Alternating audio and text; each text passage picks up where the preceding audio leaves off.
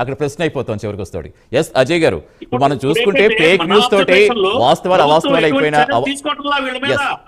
YCP వాళ్ళు fake ప్రచారం చేశారు, అబద్ధాలు ప్రచారం చేశారు. ఉదాహరణకి లోకేష్ గారి విషయం ఉంది, ఫ్యాక్టర్స్ తెలిసింది.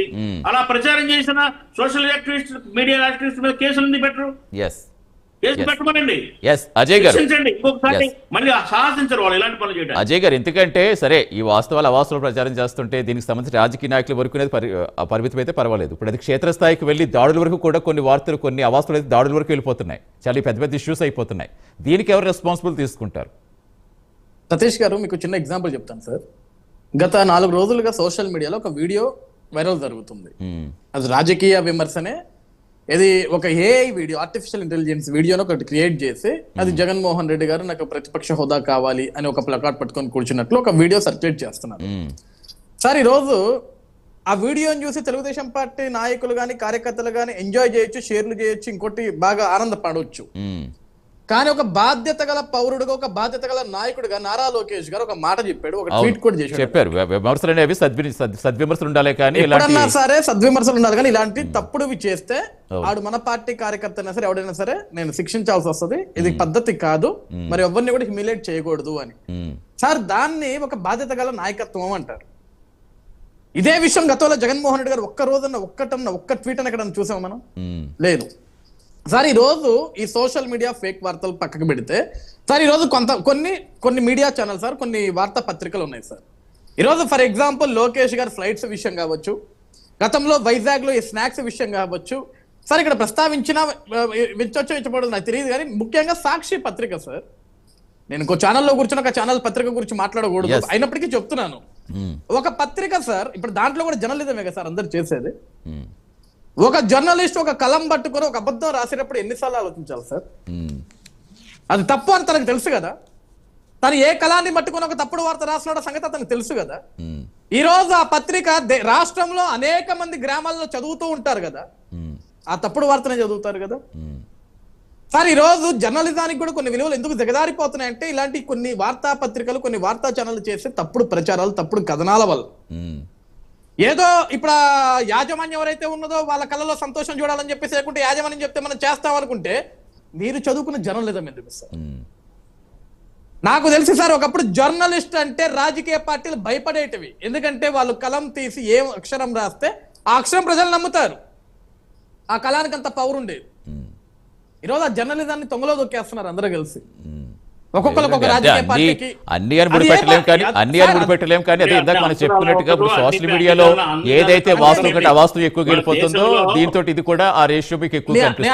అదే అన్నాను సార్. ఇక్కడ మేజర్ గా నేను ఇప్పుడు సోషల్ మీడియా వాడే యువకులందరికీ కూడా నేనేం చెప్తాను, రాజకీయాలు పక్కన పెడదామండి. మనం 5 ఏళ్లకు ఒకసారి వచ్చే ఎన్నికలు, 5 ఏళ్లకు ఒకసారి వచ్చే వేసే ఓటు, మనం ఆ ఓటు తోటి ఆ రోజు మనకు నచ్చిన నాయకుడు, మనకు నియోజకవర్గం మనకు కావాల్సిన ఎమ్మెల్యేని గెలిపించుకుంటున్నాం. తర్వాత ప్రజలు డిసైడ్ చేస్తున్నారు ఏ ప్రభుత్వం రావాలి అనేది.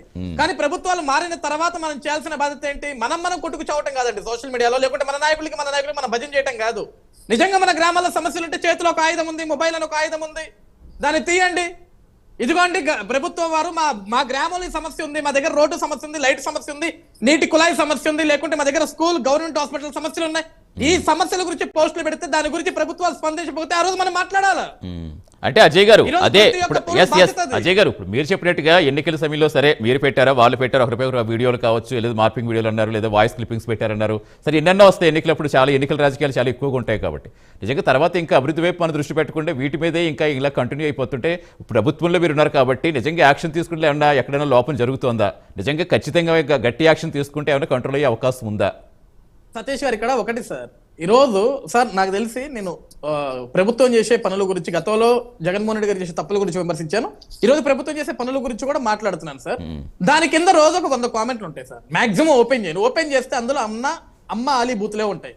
ఏ అకౌంట్ ఓపెన్ చేసినా సరే ఒక్క అకౌంట్ కూడా అన్ని లాక్ పెట్టుంటాయి. అకౌంట్ ఏది ఫ్రీ అకౌంట్స్ కాదు, అవన్నీ కూడా వాట్ అకౌంట్స్ అంటారు, ట్రోల్ అకౌంట్స్ అంటారు, ఇవన్నీ వాడుతున్నారు. వాటిని ఎలా కంట్రోల్ చేయాలంటారు? ఇప్పుడు మీరు చెప్పినట్టుగా ఇప్పుడు అదే సమస్య సార్. ఇక్కడ మనం ఎన్ని సైబర్ కంప్లైంట్లు ఇస్తాం దాని మీద, ఒక బంచ్ ఆఫ్ ఫైల్ తీసుకెళ్ళినా సరే అవి దొరకవండి. ఎందుకంటే ఒక నెట్వర్క్ తోటి కూర్చొని దాని వాళ్ళు పెట్టరు పోస్టులు, ఎక్కడెక్కడో కూర్చొని పోస్టులు పెడుతుంటారు వాటిని. ఎందుకంటే అన్ని ఐడెంటిఫై చేసి పట్టుకోవాలంటే చాలా కష్టం సార్. ఈ రోజు మార్పు అనేది మనలో రావాలండి సార్. సింపుల్ ఎగ్జాంపుల్ సార్, నిన్న చాగంటి కోటేశ్వరరావు గారు ఏదైతే మనకి ఈ రోజు ప్రభుత్వ సలహాదారులుగా ఉన్నారో ఆయన చెప్పిన మాటలు 4 విన్నా సరే మనకు ఒక మంచి ఆలోచన కలుగుతుంది. నేనేమన్నానంటే సార్ ఈ రోజు విద్యా వ్యవస్థ నుంచి కొన్ని మార్పులు రావాలా, లేకుంటే ఈ సమాజంలో మనం నలుగురిలో పెరిగేటప్పుడు మనకు ఒక మార్పు, మనకు ఒక ఆలోచన ఉండాలా. మనం ఈ పోస్ట్ పెట్టడం వల్ల మనకు కలిగే లాభం ఏంటి? ఒక పైశాచిక ఆనందం తప్ప ఇంకేమైనా లాభం ఉంటుందా? లేకుంటే మన ఇంటికి గానీ, మన గ్రామానికి గానీ, మన బ్రతుకుకి గానీ, మన భవిష్యత్తుకు గానీ లాభం ఉంటుందా? ఉండదు కదా. నేనేమంటున్నాను, ఈ రోజు కూడా నేను మన ప్రైమ్ లైన్ ద్వారా ప్రతి ఒక్కరిని సార్ అసలు పార్టీ జెండాలు పక్కన పెడదాం. ముఖ్యం, మన గ్రామ స్వరాజ్యాలు మనకు ముఖ్యం, మన గ్రామ అభివృద్ధి మనకు ముఖ్యం. అంటే మనం ఏం చేయాలా? ఈ ఫోన్ ని, ఈ మొబైల్ ని, ఇందులో వాడే డేటాని, టెక్నాలజీని దేనికి వాడుకోవాలా? మనం మంచికి వాడదాం, మన గ్రామ అభివృద్ధి కోసం వాడదాం. సార్ ఒకప్పుడు నా చిన్నతనంలో పల్లెల్లో రోడ్లు బాగోలేకపోతే ఆ రోజు నాయకులు రాలేకపోయిన పరిస్థితిలో రాజకీయ జెండాలు ఎవరు చూడలేదు సార్. అందరూ తలా రూపాయి వేసుకుని వాళ్ళ ఊరిని వాళ్ళు బాగు చేసుకున్నారు. ఇప్పటికీ కూడా కొన్ని చోట్ల చూస్తున్నామండి, అది ఇప్పటికీ కూడా కొన్ని గ్రామాల్లో డేట్ అలాగే వేసుకుంటున్నారు కొంతమంది చూస్తున్నారు. కానీ ఇప్పుడు సార్ ఇక్కడ 90% మానవత్వం చచ్చిపోయింది సార్ మన దగ్గర.